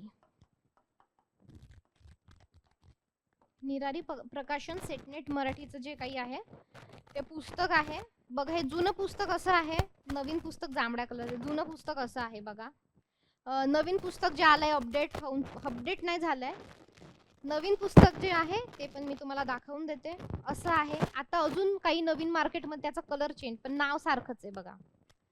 असं नवीन आलेलं आहे किंवा अजून एक अपडेट होऊन म्हणजे आलेलं असेल काही.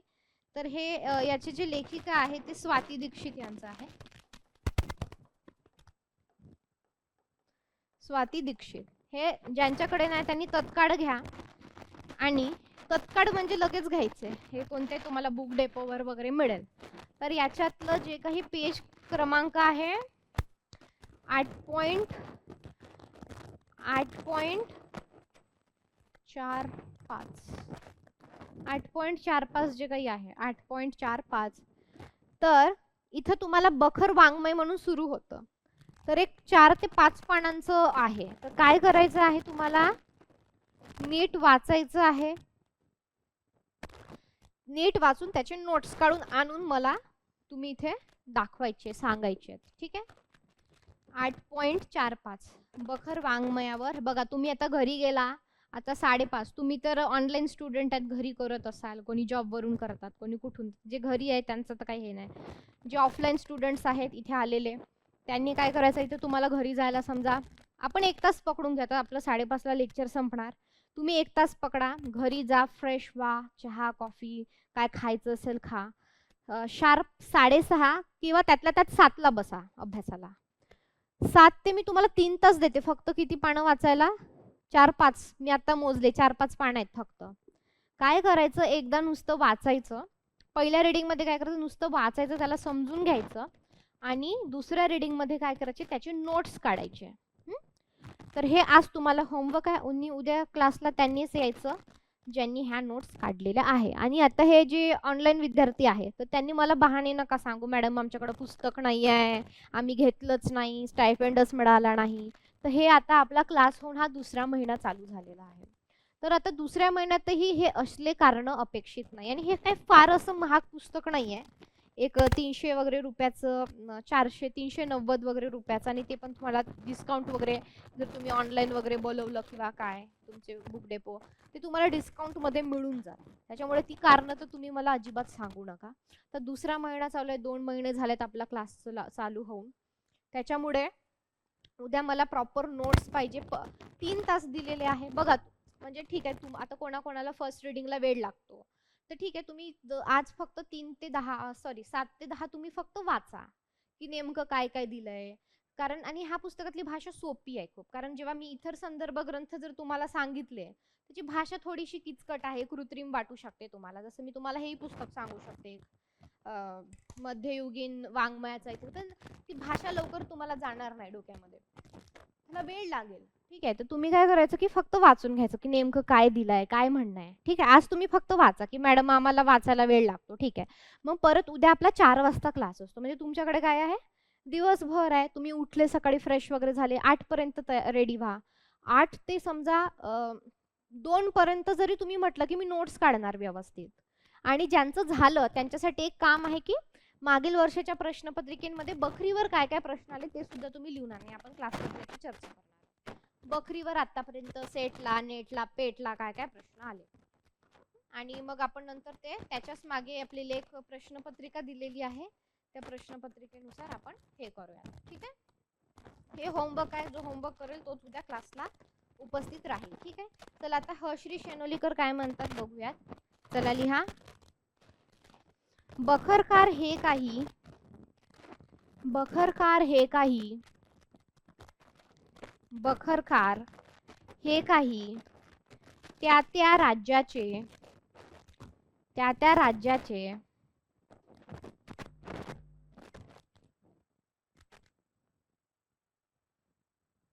अधिकृत इतिहासकार वा वृत्तांत लेखक नव्हते. अधिकृत इतिहासकार वा वृत्तांत लेखक नव्हते किंवा स्वयंप्रेरणेने संशोधित इतिवृत्ते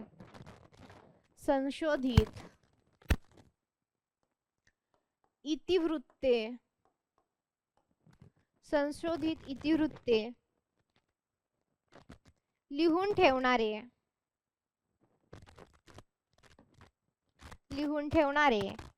राजकारणाचे अभ्यासकही नव्हते.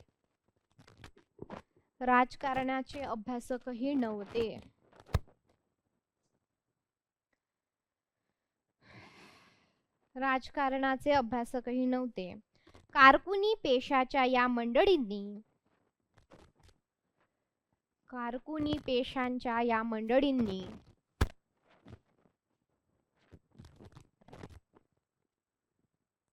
आपल्या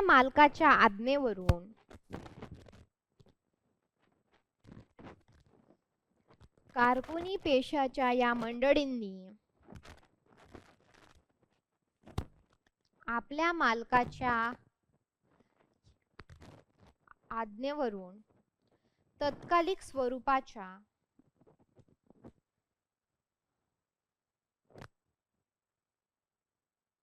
काही व्यावहारिक कारणांसाठी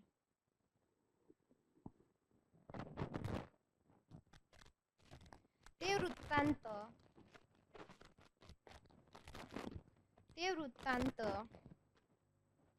स्मरणशक्तीवर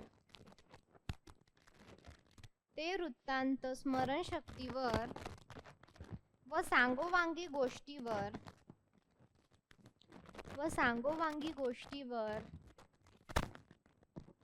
भिस्त ठेवून लिहून काढले. ठीक आहे.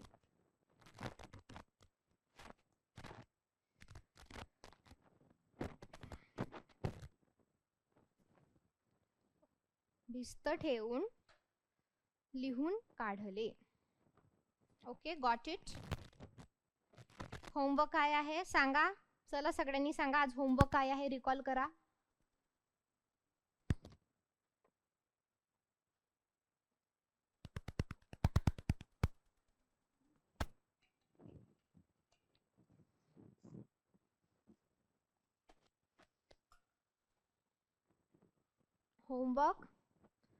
होमवर्क उद्या करून आणायचं आहे. आता अभ्यास व्यवस्थित करा तुम्ही. परीक्षेला आता जवळपास 3-4 महिने राहिलेले आहे. तीनच त्यातल्या त्यात. त्याच्यामध्ये दिवाळीचे तुमचे एक 10-15 दिवस जाणार. ठीक आहे, 3च महिने पकडून घ्या कमी जास्त. त्याच्यामुळे जितकं सांगितलं जास्त काही वाचू नका. जे सांगितलं आहे तेच 10 वेळा वाचा, व्यवस्थित वाचा. PYQ बघा, प्रॅक्टिस करा क्वेश्चन याची. काही समजलं नाही तर मला विचारा. ठीक आहे. तर अशा प्रकारे आणि नोट्स पाहिजे उद्या. जे नोट्स काढतील त्यांनाच क्लासला प्रवेश असेल, त्यांनीच क्लास करायचा आहे. ठीक आहे. बखर फक्त 4-5 पानांचा आहे आणि तुमच्याकडे भरपूर टाइम आहे. आज संध्याकाळचा टाइम आहे 10 पर्यंत. म्हणजे खूप फ्लेक्झिबल टाइम दिला आहे. असं नाही म्हटलं का रात्रीच्या 2-2, 3-3 वाजेपर्यंत नोट्स काढा, अभ्यास करा, असं अजिबात म्हटलंय. खूप फ्लेक्झिबल टाइम आहे तुम्हाला दिलेला. ठीक आहे. तर फक्त आज वाचा आणि उद्या अख्खा दिवस आहे तुम्हाला. ठीक आहे. त्याच्यामुळं टाइम घ्या पहिली रीडिंग करताय तर. ठीक आहे. वेळ घ्या आणि बाकीचं जे काही एक्स्ट्रा आहे तर मी ते दुसऱ्या संदर्भ पुस्तकांच्या अभ्यासातून ते तुम्हाला लिहूनच देते. म्हणजे काहीच मिस होणार नाही. ठीक आहे. त्यातल्या त्याच्यातून मॅक्सिमम प्रश्न कव्हर होतात आणि जे काही आपले थोडे आहे, समजा आपण असं म्हणू की त्याच्यातून 60 ते 70% कव्हर होत असेल उदाहरणार्थ, तर बाकीचं 40% जे आपण ते इतर पुस्तकांच्या याच्यातून घेतोय, जे काही वेगवेगळे संदर्भ ग्रंथ आहेत त्याच्यातून. ठीक आहे. चालेल, मग आपण थांबूया इथेच. ओके, भेटूयात उद्या नक्की आठवणीने. होमवर्क करून नोट्स काढून व्यवस्थित यायचं आहे. काही शंका असेल तर आपण त्या उद्या घेऊया. ठीक आहे.